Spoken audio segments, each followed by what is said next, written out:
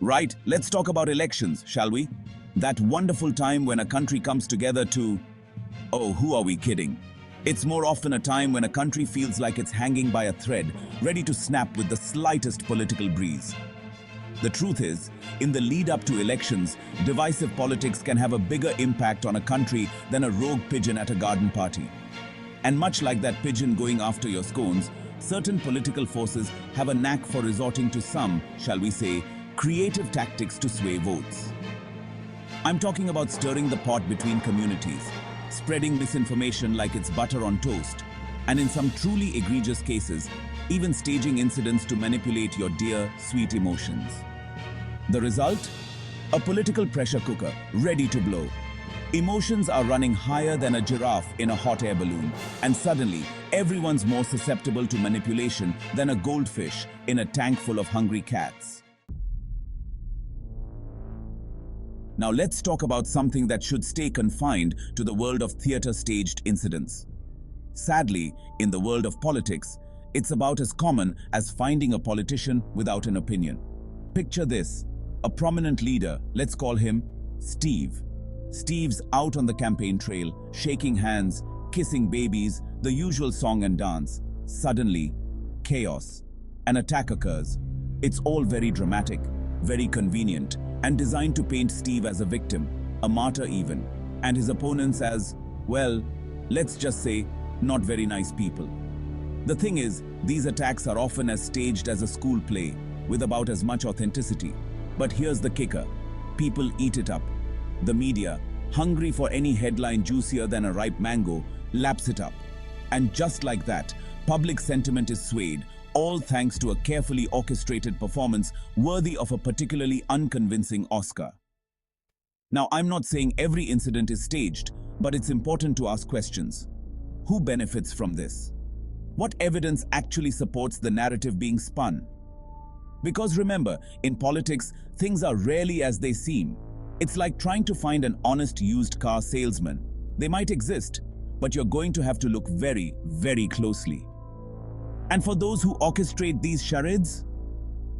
Well, let's just say, if I had a nickel for every staged political incident, I could probably retire comfortably to a private island and never think about politics ever again. But alas, here we are. Right, now let's address the elephant in the room. Or rather, the elephant that's been deliberately let loose in the china shop. Communal clashes. We're talking about exploiting existing tensions between communities, poking and prodding until things boil over. It's a tale as old as time, or at least as old as politics itself. Find a point of friction, any point, and then turn up the heat. Suddenly, a minor disagreement about a parking spot becomes a full-blown cultural clash. A debate about local festival celebrations spirals into accusations of disrespect and threats of violence.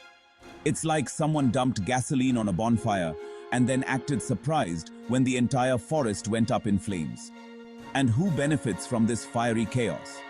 You guessed it, the very same folks who tossed the match in the first place. They get to play the victim, the voice of reason, the savior of their people. It's cynical, it's manipulative, and it's about as subtle as a brick to the face. But the worst part? It works. When fear and anger take hold, people retreat to their corners, more concerned with us versus them than with the bigger picture. And that, my friends, is precisely what the dividers want. A fractured electorate is a pliable one, easy to mold and manipulate. It's divide and conquer, the political edition, and it's as ugly as it sounds. Chapter 3. The lies we tell ourselves. The spread of misinformation. All right, buckle up, because it's time to talk about everyone's favorite digital playground, the internet. More specifically, how social media has become the world's largest, most efficient misinformation distributor. We're talking about fake news spreading faster than a bad rumor in a small town. Remember that game telephone we played as kids? Where one whispered phrase morphed into utter nonsense by the time it went around the circle. Social media is that, on steroids, with a healthy dose of malicious intent. Suddenly, your aunt's sharing articles from websites that sound more made up than a unicorn riding a dragon to work. Your friends posting conspiracy theories so outlandish, they'd make a flat earther blush. And the worst part? People believe it. Because let's face it, the truth is often far less exciting than a well-crafted lie, especially when it confirms our existing biases. And of course, there are those who exploit this to their advantage. Politicians with more skeletons in their closet than a haunted house hire digital mercenaries to spread their propaganda. It's information warfare, waged with carefully constructed memes and targeted ads, and it's happening right under our noses. So what's the solution? Well, for starters, maybe don't trust everything you see online. Do your research, check your sources, and remember, if it sounds too good to be true or too crazy to be real, it probably is. Chapter 4. The Smoke and Mirrors of Progress. Distraction from core issues.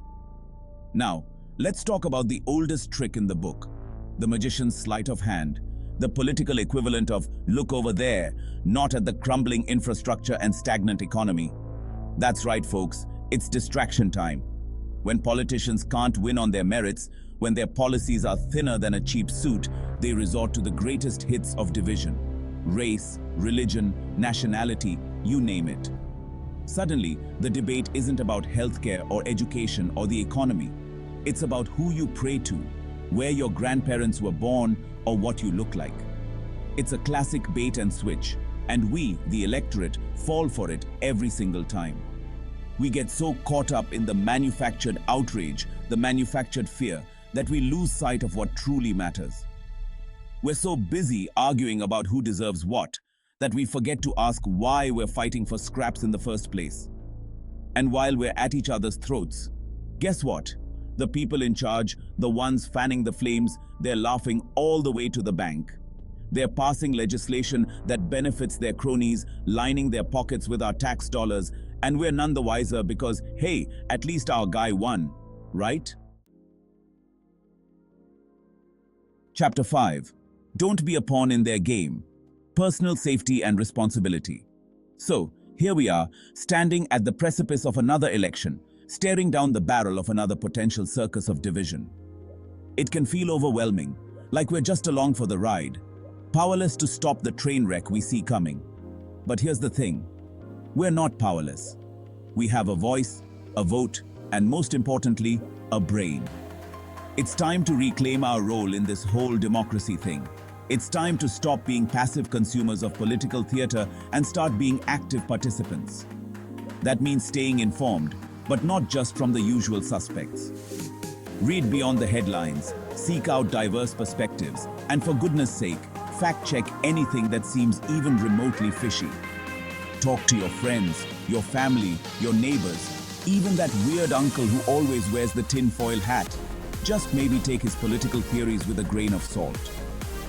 Have those difficult conversations, challenge each other's assumptions, and remember, it's okay to disagree.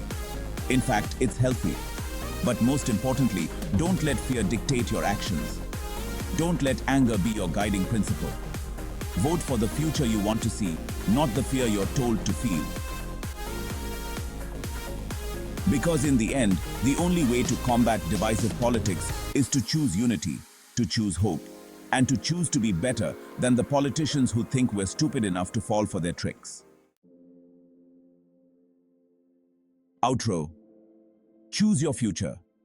Look, the truth is, elections are about more than just ticking a box on a ballot.